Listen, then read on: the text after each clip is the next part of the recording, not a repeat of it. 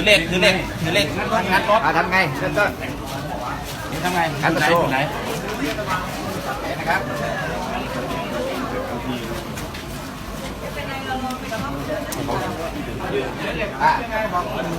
งัดยังไงงัดขวางัดซ้าย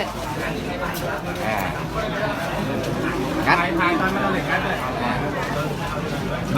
มันแบนเหรอเนี่ยมันแบนอ๋อมันแบนมีบากด้วยเสียไปแล้วงัดขึ้นงัดไป จับไปกันนะรถไม่เกี่ยว เอาไม่เกี่ยวข้องออกก่อนนะไม่เกี่ยวข้องออกก่อนนะครับ กันเลยครับตำรวจกันเลยตำรวจ เอาไปน้อย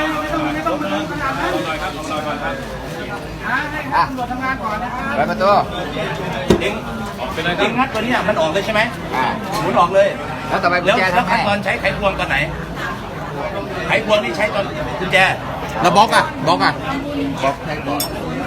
กุญแจเดี๋ยว นั่ง ออกมาเอาอันนี้คืนมาเปิดประตูแล้วจะได้ใช้ไขควงเอาใช่เคยบล็อกไอ้นู้นมาบล็อกมา บล็อกทำไง ทำไง ทุกเสร็จทำไงเอาขาย อ๋อ ทุกเสร็จทำไงให้เห็นหน้า หันหน้ามาหันหน้ามาหาผมนี่ หันหน้ามาแล้วทำยังไงใช้เหล็กทำยังไงหันหลายภาพโดยไม่เลือกเรา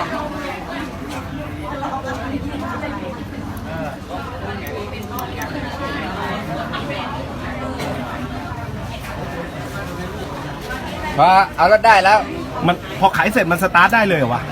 แล้วทำไงวิธีทำไงให้รถมันติดอ่ะ อะไรนะ เอาออกมาอย่างเงี้ยครับ แล้วก็ริมใส่แล้วก็ใส่พวงสตาร์ท เอาริมใส่ สตาร์ทได้ไหม ไหนลองเอาริมใส่ดิ อย่